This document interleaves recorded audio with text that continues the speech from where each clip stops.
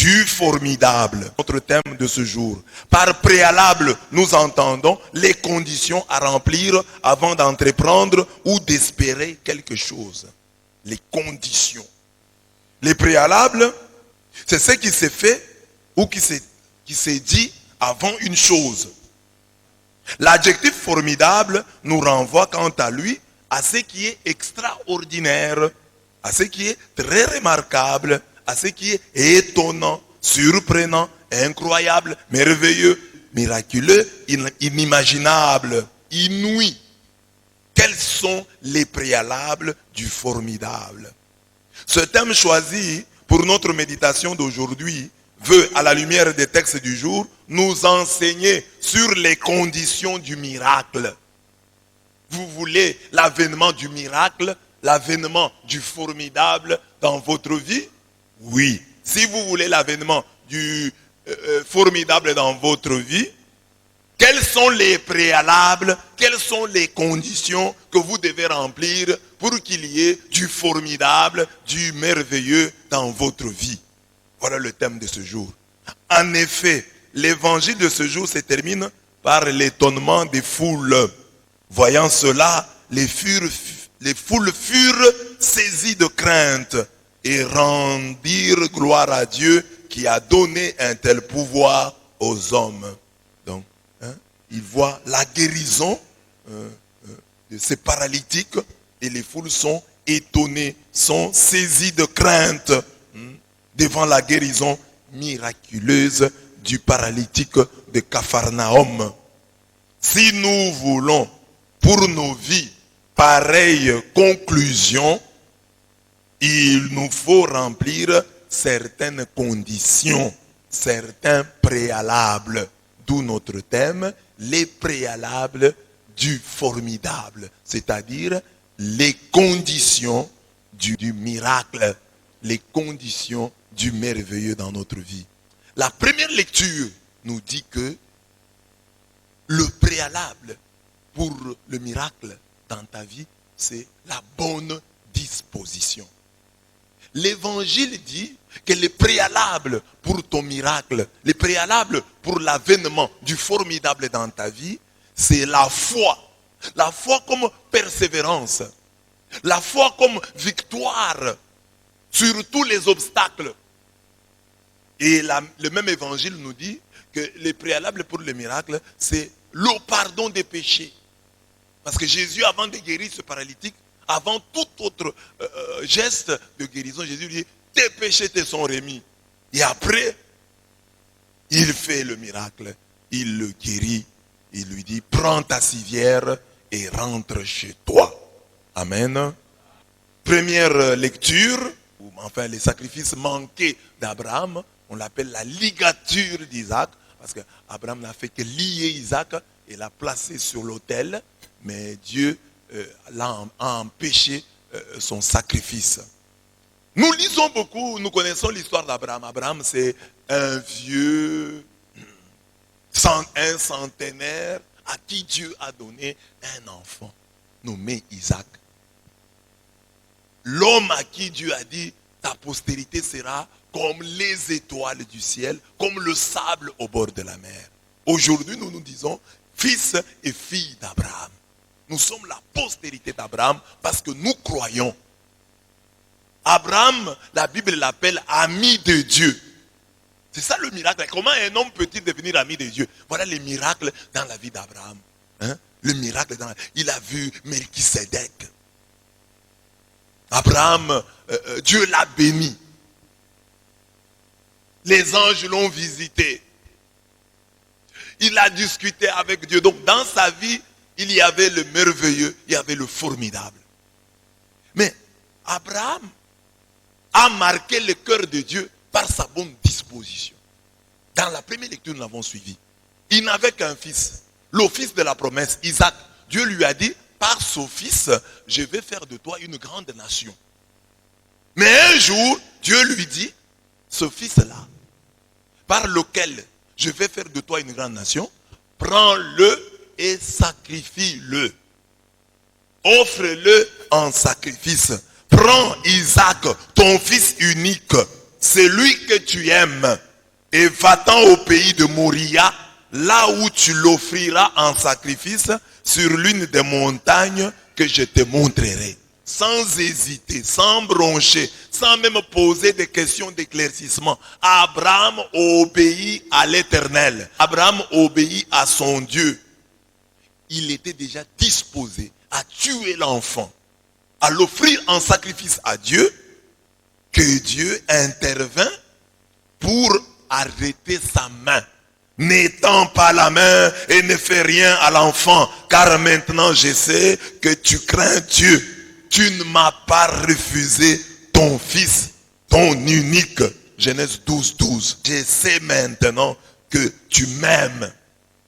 Je sais maintenant que tu m'aimes. Voyant les bonnes dispositions du cœur d'Abraham, le Seigneur lui fit cette promesse avec serment. Je le jure par moi-même, oracle de Yahweh, puisque tu as fait cela et que tu ne m'as pas refusé ton fils. Voilà le préalable. Les préalables, les conditions, puisque tu as fait cela, tu ne m'as pas refusé ton fils, ton unique, le texte insiste, ton fils, ton unique, je te bénirai et je multiplierai ta descendance comme les étoiles du ciel, comme le sable au bord de mer. Ta descendance l'emportera sur ses ennemis. Ta descendance l'emportera sur ses ennemis. Toutes les nations de la terre se verront bénies en ta descendance parce que tu as obéi à ma voix. Donc voilà, Abraham est béni, sa postérité est bénie parce que lui a agi d'une certaine manière. Abraham n'a rien refusé à Dieu. Ce texte est beau, il montre que chaque fois que Dieu nous demande une chose, ou qu'il nous fait attendre sa grâce, il veut en réalité nous éprouver, voir le fond de notre cœur.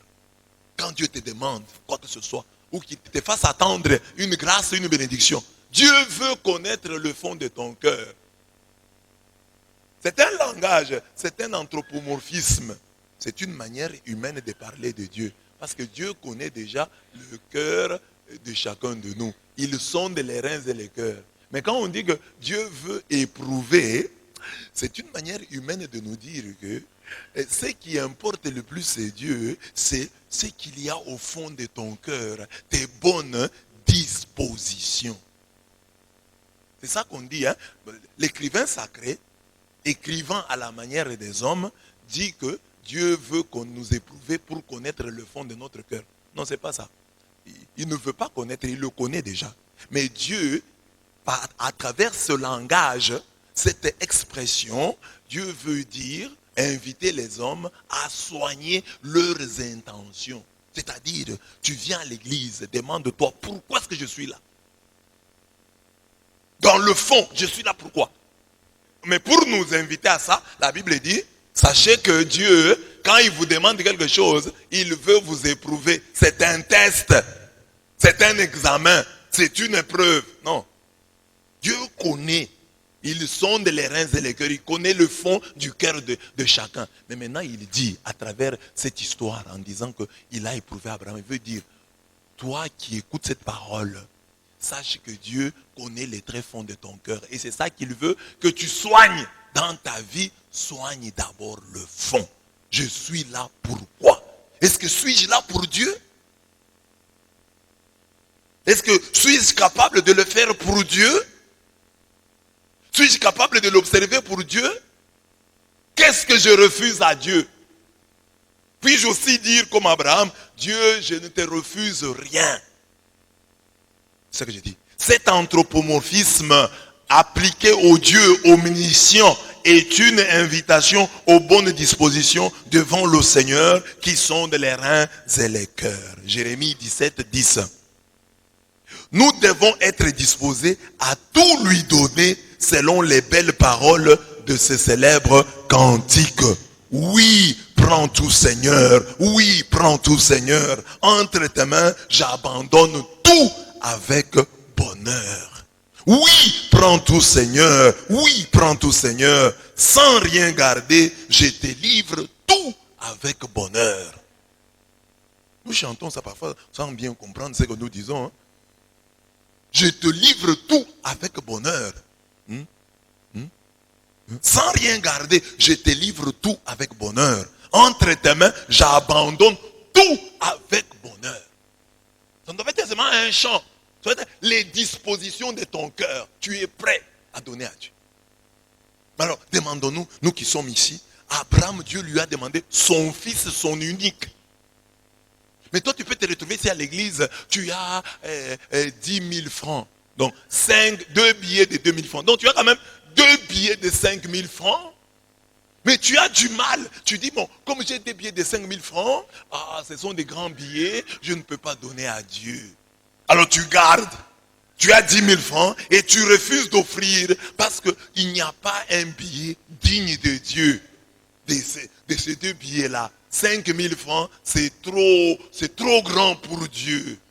Hein? Alors, tu aurais voulu avoir 1000 francs, mais tu n'en as pas. Tu aurais voulu avoir 500 francs, tu n'en as pas. Mais 5 000, c'est trop pour Dieu. Alors, tu refuses de lui donner ces 5 000 francs. Une parole de Moïse à Pharaon nous aide davantage à comprendre ce test auquel Dieu a soumis Abraham. Lorsque Pharaon appela Moïse et lui dit, les enfants iront avec vous, mais vous laisserez votre petit et votre gros bétail. Moïse répondit, est-ce toi qui nous remettras ce qu'il convient d'offrir et de sacrifier à Yahweh notre Dieu? C'est pourquoi nos troupeaux viendront avec nous.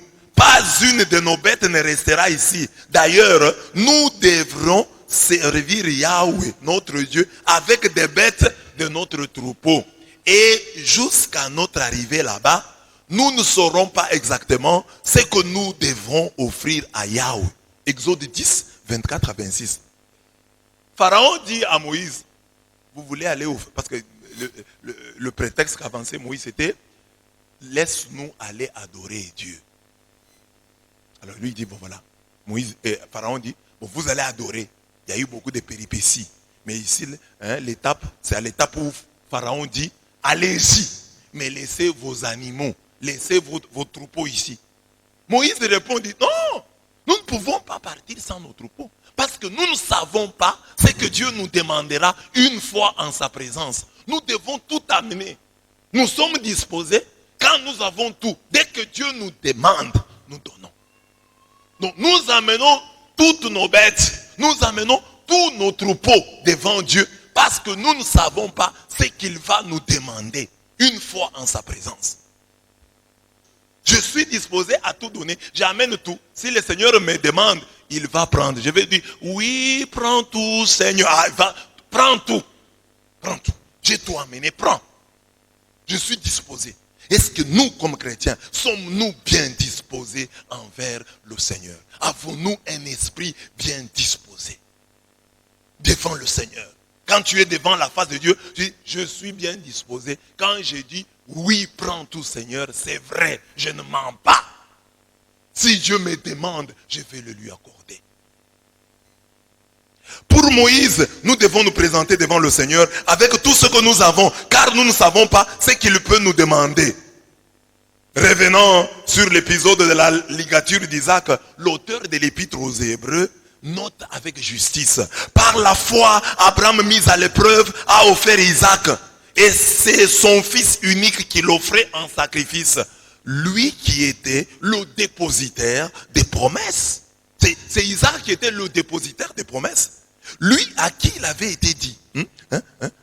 C'est par Isaac que tu auras une postérité. Dieu lui a dit, par Isaac tu auras une postérité. Par Isaac, je te donnerai d'autres enfants. Mais maintenant Dieu dit, le même Isaac là, le fils de la promesse là, viens me l'offrir. Alors, pourquoi Abraham obéit-il? L'auteur de l'épître aux Hébreux dit, il obéit parce qu'il pensait que Dieu était capable même de ressusciter les morts. Donc, dans son fin fond, Abraham disait, comme Dieu m'a dit que par Isaac, je serai béni, j'aurai une postérité. Maintenant qu'il me demande Isaac, c'est que si Isaac ici meurt, Dieu va les ressusciter. Dieu me demande juste ça, mais après que j'ai tué Isaac, Dieu les ressuscitera. Donc il était convaincu que Dieu allait les ressusciter. Ah, c'est la foi que tu dois avoir. Quand toi tu viens devant Dieu et que tu dois lui offrir quelque chose, tu as les 10 000 francs là, 5 000 et 5 000. Alors il faut que tu sois convaincu que si je donne les 5 000 là, Dieu les ressuscitera. Dieu me le revaudra. Dieu me payera pour tout ce que je fais pour lui. Il n'est pas ingrat. Il n'est pas ingrat. Comme il a promis, il va le faire. Je suis donc disposé.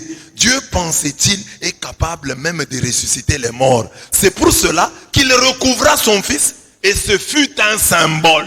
On dit c'est un symbole. Donc dans le non-sacrifice d'Isaac, il y a l'annonce de la résurrection de Jésus. Il dit c'était un symbole. Isaac mis sur l'autel et Isaac qui ne meurt pas. Alors qu'on avait déjà lié sur l'autel. Hein? On était sur le point de le tuer, mais il n'est pas mort. L'auteur de l'Épître aux Hébreux dit que c'était un symbole, le symbole de la résurrection du Fils de l'homme, de Jésus-Christ de Nazareth. On le voit, le préalable du formidable, c'est cette foi qui est disposée à ne rien refuser à Dieu. En tant que fils et filles d'Abraham, nous devons avoir une foi pareille. Si vous êtes enfant d'Abraham, faites les œuvres d'Abraham. Donc soyez aussi disposés à tout donner à Dieu.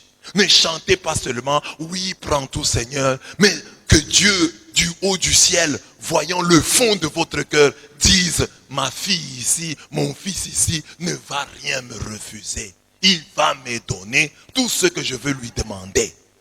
Et qu'est-ce que Dieu nous demande à nous? Ce que Dieu nous demande, c'est l'évangile que nous écoutons chaque jour. C'est ça pour nous, c'est ce que Dieu nous demande.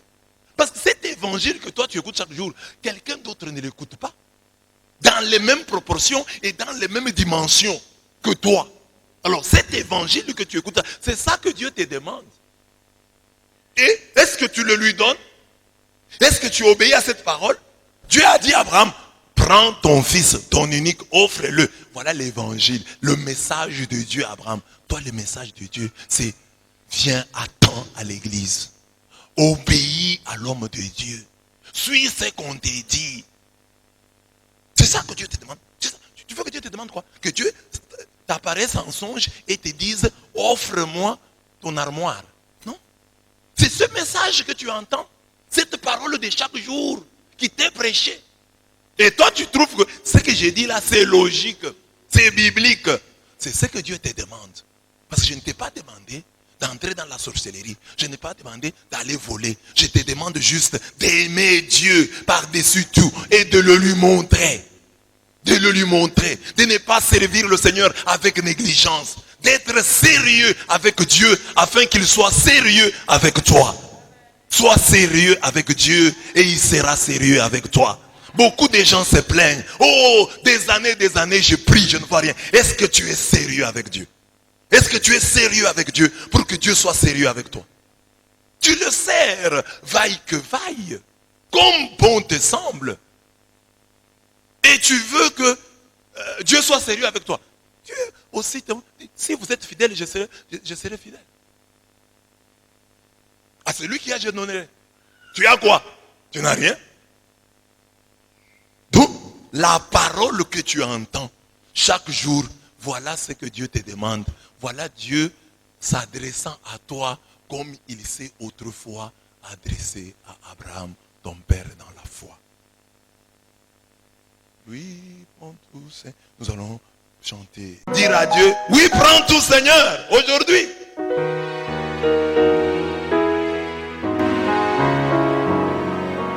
Entre tes mains, j'abandonne tout avec bonheur.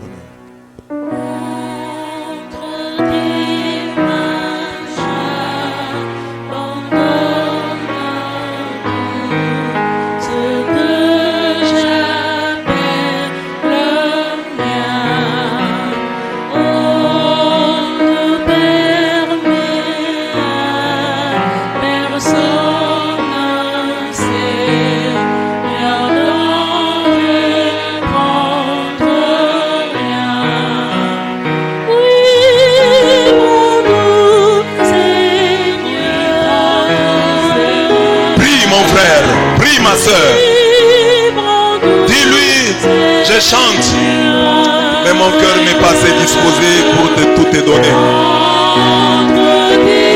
Je n'ai pas la foi d'Abraham, je n'ai pas les bonnes dispositions d'Abraham. Que ton Esprit Saint m'y aide.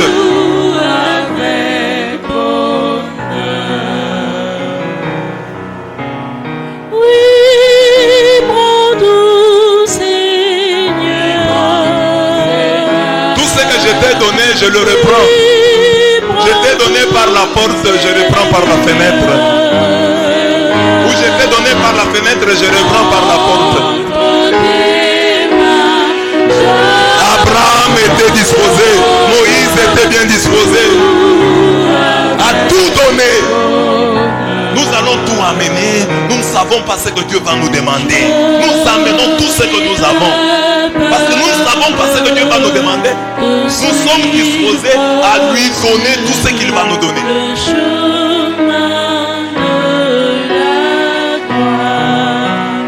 C'est pour toi que je veux vivre.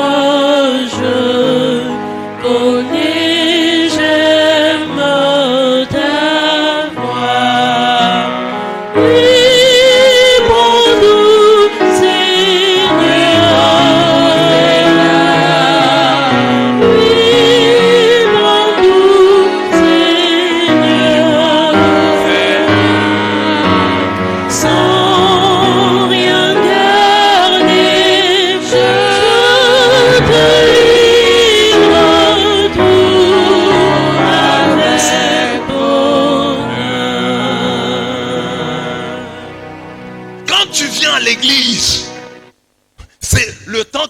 C'est le temps que tu passes devant Dieu.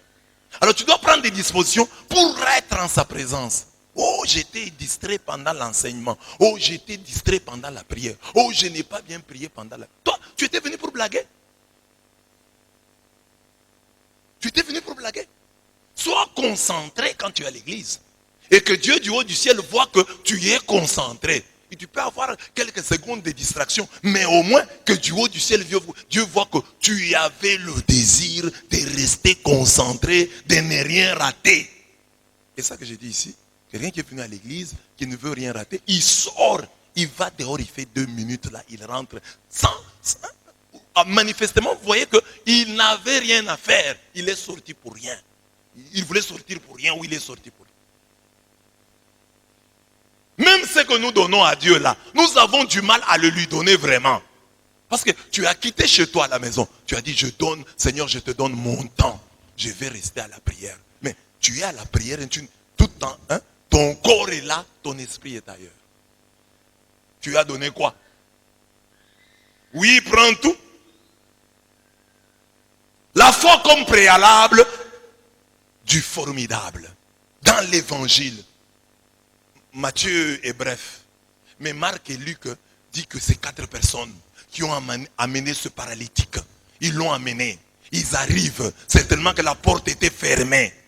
Ils ne rentrent pas. Ils disent la porte est fermée, rentrons. Non. Ils disent continuons. Certainement qu'ils ont cherché à le faire entrer par la fenêtre. Ils n'ont pas réussi. Il y avait une foule compacte à la porte. Les fenêtres, je ne sais pas, elles étaient fermées. Ils se disent quoi, ces 3 hommes, ces 4 hommes? Qu'est-ce qu'ils se disent? Ils disent, nous montons sur le toit. Alors imaginez, ils avaient une civière. Ils avaient un paralytique. Quels efforts ils ont déployés pour faire monter cet homme sur le toit. Et ils arrivent là. La maison là ne leur appartient pas. C'est le toit d'autrui. Ils dégagent une tôle. À l'aide de cordes, ils font quelle technique et quel effort. Ils font descendre la civière. Juste là où Jésus... Donc quand ils sont en haut là sur la toiture, ils calculent, ils disent, Jésus doit être ici.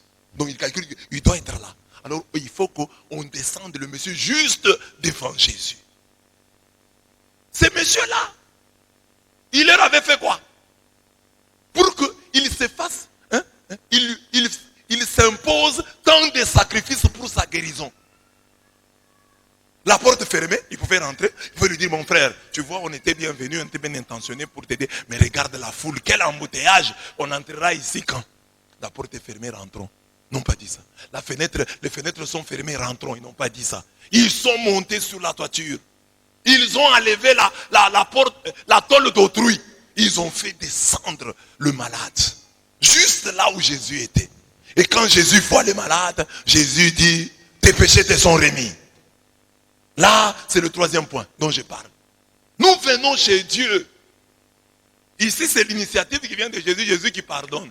Mais à nous, parce que la finale du texte dit, la finale du texte de ce jour dit, voyant cela, les foules furent saisies de crainte et rendirent gloire à Dieu qui a donné un tel pouvoir aux hommes. Quel est ce pouvoir? Si ce n'est le pouvoir de remettre les fautes.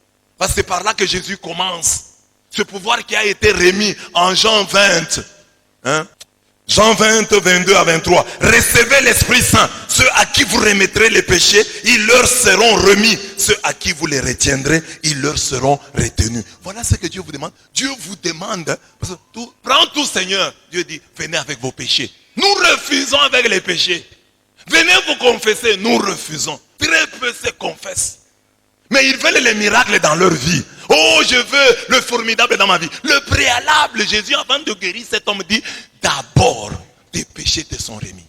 Là, c'est l'initiative de Jésus-Christ. Mais Jésus-Christ a dit que ce pouvoir, il l'a donné dans l'église. Il faut maintenant que toi aussi, cherchant le formidable dans ta vie, tu aies cette confession comme préalable. Que tu te confesses. Que tu reconnaisses devant Dieu que tu es un pécheur. Dieu ne te demande pas seulement l'argent. Dieu te demande tes péchés. Donne-moi tes péchés, je vais les pardonner. Tu refuses avec tes péchés. Le pardon comme préalable du miracle, du formidable dans votre vie. Le préalable, c'est le pardon de Dieu. Vous devez d'abord l'avoir. Vous avez commis. Et puis il y a des gens qui ont commis des péchés. Même s'ils se confessent, ils n'ont jamais fait un examen intérieur, un examen profond, un examen de conscience pour dire voilà, tel péché. Parce qu'il y a un péché qui n'a pas été confessé ou qui n'a pas été bien confessé. Tu peux avoir un péché que tu n'as pas bien confessé. Alors il faut le confesser. C'est peut-être ça le préalable au formidable dans ta vie.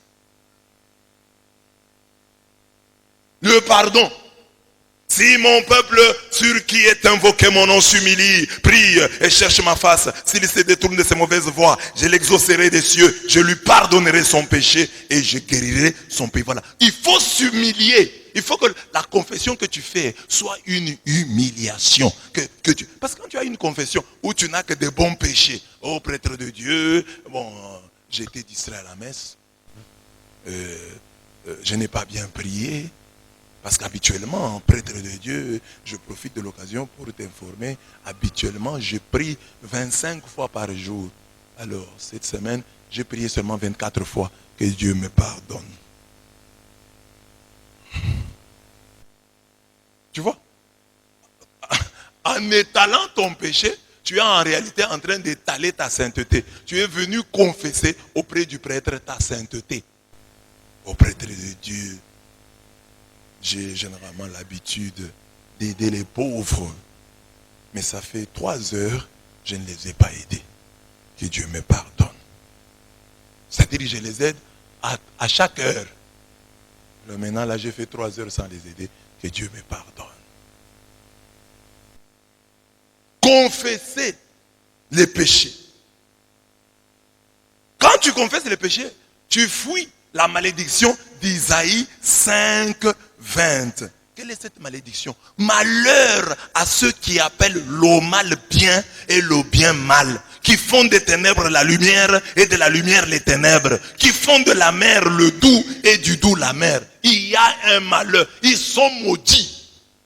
Ceux qui ne voient plus le péché, ceux qui trouvent le péché normal, ceux qui ont réussi à vivre avec, ils vivent avec leur péché sans s'en inquiéter outre mesure.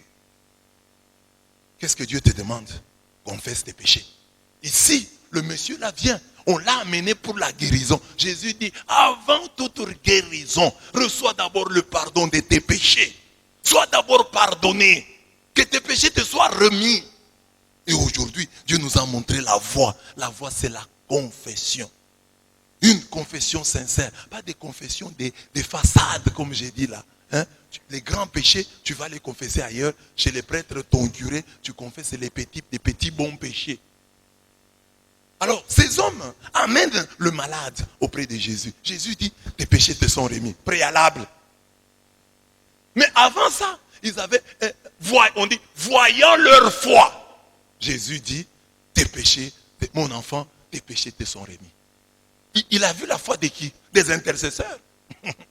Il a vu la foi des intercesseurs. Mais dans la foi des intercesseurs, il y avait aussi la foi de ces messieurs-là. Parce que ces messieurs pouvaient leur dire, non, vous vous dérangez pour rien. Laissez-moi comme ça, je suis aussi habitué comme ça. Mais vous montez avec moi sur le toit. Et maintenant vous me faites, si je tombe. Il pouvait aussi, ça dépendait aussi de lui. Parce que s'il ne leur avait pas dit, c'est-à-dire, quand toutes les démarches que ces gens, ces 4 intercesseurs faisaient pour lui, il était d'accord. Il savait que c'était pour son bien. C'est comme ici nous venons à l'église. Le prêtre dit, faisons ceci. C'est pour ton bien. Tu dois l'encourager. Tu ne dois pas dire, ah non, mais ça c'est trop. Ah maintenant, mais ça exagère. Mais ça exagère. Mais ces 4 intercesseurs ont exagéré. N'ont-ils pas exagéré? Ils ont exagéré. Ils tenaient tellement à la bénédiction, à la guérison de leurs frères, qu'ils n'ont pas reculé. Ils avaient le courage du lion. Proverbe 30-30. Le plus courageux de tous les animaux, qui ne reculent devant rien. Ils n'ont pas reculé. Ils pouvaient reculer devant la porte fermée, devant l'embouteillage qu'il y avait à la porte. Ils pouvaient reculer. Ils n'ont pas reculé. Et ce monsieur-là, le paralytique, a accepté. Parce qu'il pouvait dire, ah, vous voulez monter avec moi sur le toit, sur une civière. Et si je tombe, vous voulez que je devienne doublement paralysé? Il a accepté qu'on monte avec lui, à l'aide des cordes. Imaginez la technique qu'ils ont dû créer pour l'amener jusqu'à la toiture. Et ils ont violé la propriété privée, la maison d'autrui. Ils ne se sont pas posé de questions. Mais que va dire le propriétaire de la maison? Ils ont dit, pour la guérison de notre frère, nous allons payer le prix. Nous allons payer le prix. S'il faut que nous ayons des problèmes, nous acceptons les problèmes. Nous allons payer le prix. Voilà les véritables intercesseurs. Voilà les gens qui veulent votre bonheur. Mais tu dois les encourager. Parce que s'il lui avait commencé à dire, ah non, on rentre, vous allez me faire tomber, moi je suis fatigué. Et puis vous m'exposez devant les gens comme ça, que les gens me voient moi descendre du toit. Ah, moi je n'aime pas des choses comme ça. Il était d'accord avec ses intercesseurs. Est-ce que toi tu es d'accord avec ton intercesseur? Tu es d'accord avec tes intercesseurs? Est-ce que tu comprends que toutes les démarches folles qu'on fait pour toi, c'est pour ton bien? Ce sont les préalables pour ta guérison? Ce sont des préalables pour l'avènement du formidable dans ta vie? Crois-tu qu'on fait ça pour que tu deviennes agréable à Dieu? Ou on fait ça pour te faire souffrir? Ces messieurs n'ont pas reculé devant les obstacles qui se présentaient devant eux. Dans les domaines de la foi, bien-aimés, il y aura toujours des obstacles. C'est ça que dit ce texte. Il y aura des obstacles devant vous. Mais la foi, c'est quoi? C'est cette victoire sur ces obstacles-là. Il y a tel obstacle, je ne dois pas reculer. Je dois avancer. Je dois avoir un cœur de lion. Un cœur de lion. Le plus brave de tous les animaux qui ne recule devant rien. Il n'a pas reculé. Ils n'ont pas reculé. Le lion, le plus brave de tous les animaux qui ne recule devant rien. Proverbe 30-30. Ces 4 intercesseurs, dont la foi est formidable, étaient des lions. Ils ne reculèrent pas devant l'embouteillage de la foule, devant les critiques des uns et des autres. Les gens pouvaient les critiquer. Ça c'est quoi ça? Vous montez avec les malades sur la toiture. Ça c'est quoi ça? Ils n'ont pas reculé. Devant l'effort à fournir pour monter avec un paralytique sur le toit d'une maison. Devant la propriété privée, ils ne reculèrent pas. Devant le volume et la qualité le volume et la qualité des techniques pour faire descendre le paralytique juste devant Jésus. Ils ne reculèrent pas.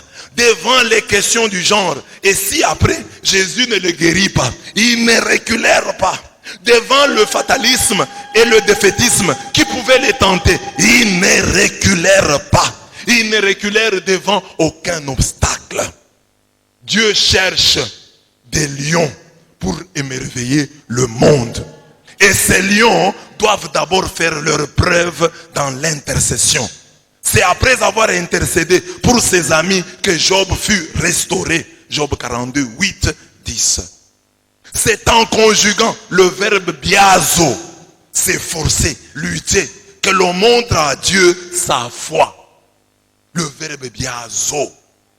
Sachant que la foi qui crée le formidable loge dans notre persévérance, dans la prière, surtout lorsque les choses se compliquent. Quand les choses se compliquent, c'est ça l'obstacle. Tu pries et la maladie s'aggrave. Tu pries, tu avais un fiancé, il t'abandonne. Tu avais une fiancée, elle t'abandonne. C'est là l'obstacle. Ne recule pas.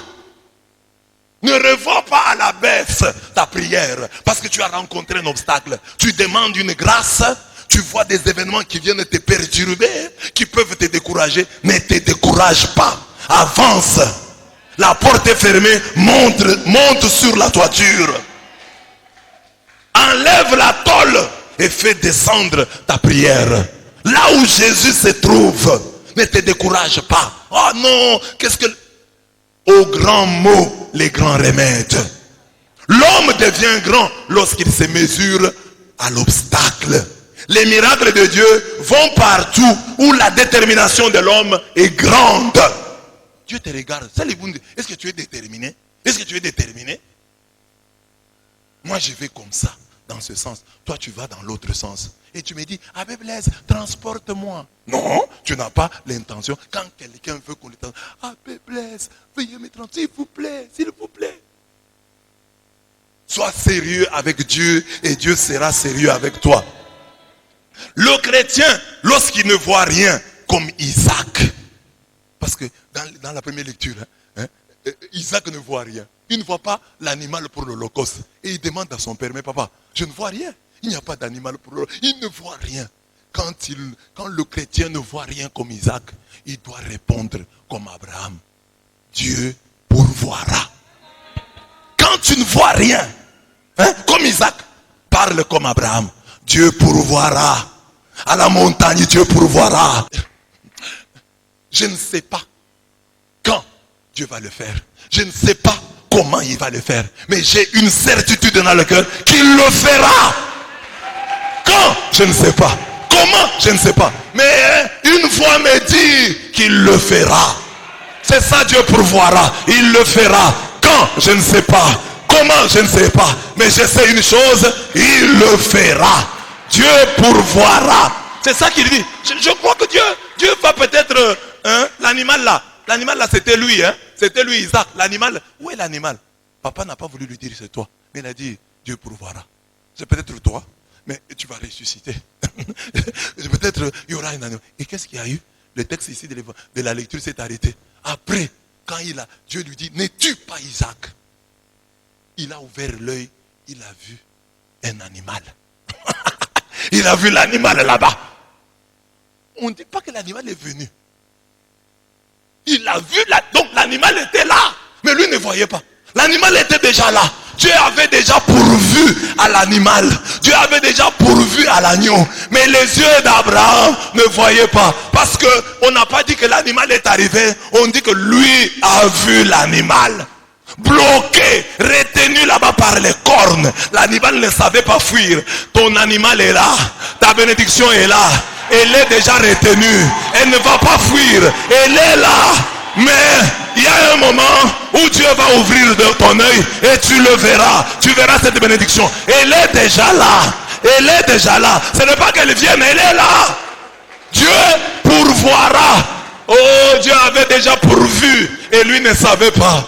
Dieu dit dans ma bouche, quand moi je vais dire Dieu pourvoira, Dieu aura déjà pourvu. Dieu a déjà pourvu. Mais moi, comme je n'ai que 2 yeux, je parle de ça au futur. Je parle de ça au futur. J'ai dit il pourvoira. Alors qu'en réalité, il a déjà pourvu. C'est un passé composé. Dieu a déjà pourvu. Dieu a déjà pourvu. L'agneau est là. Et cet agneau de l'Holocauste auquel Dieu a déjà pourvu, c'est Jésus-Christ. Plus profondément, c'est Jésus-Christ. Dieu avait déjà pourvu. Il avait déjà prévu que quelqu'un viendrait mourir à ta place. que quelqu'un prendrait ta place, que toi tu n'as pas à t'offrir à Dieu, que ton sang ne doit pas couler.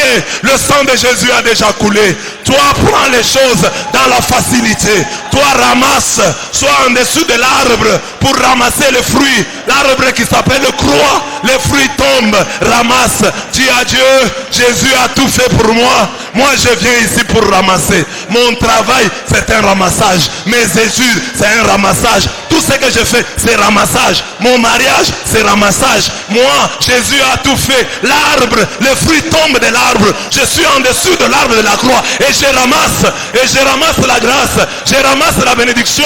Ne pense pas que tu travailles. Ne dis pas, c'est à moi de travailler. Non, toi viens ramasser. Parce que lui, il a déjà pourvu à l'agneau. L'agneau, il a déjà pourvu. Il a déjà fait le gros du travail. Viens ramasser la guérison. Viens ramasser le travail. Facilite à Dieu les choses. Montre-lui, comme Abraham. Abraham n'a pas montré à Dieu que ce qu'il demandait était grave. Abraham a dit, Dieu pourvoira. Dieu avait déjà pourvu. Et lui ne savait pas. Mais nous savons qu'il a déjà pourvu à l'agneau. Tu n'as pas sacrifié ton père, ta mère, ta soeur pour que tu sois béni. Il a déjà pourvu. Dieu a déjà pourvu. L'agneau pour l'Holocauste, Jésus-Christ est là. Alors toi, aie confiance, crois en lui. Fais-lui confiance. Dieu a déjà fait. La grande part, il a déjà réalisé. Le gros, Dieu l'a déjà fait. Tu viens, ton travail là c'est un ramassage. Lève-toi et remercie le Seigneur parce qu'il a fait le gros du boulot. Il a fait le gros du boulot. Il a fait le gros du boulot. Il a pourvu à l'agneau pour l'Holocauste. Il a pourvu à l'agneau. L'agneau est déjà là. Il a pourvu à l'agneau pour l'Holocauste. Il a pourvu à l'agneau. Merci d'avoir pourvu. Merci d'avoir pourvu à l'agneau pour l'Holocauste. Merci grand Dieu. Je crois en toi. Je te fais confiance. Tu as pourvu à l'agneau pour l'Holocauste.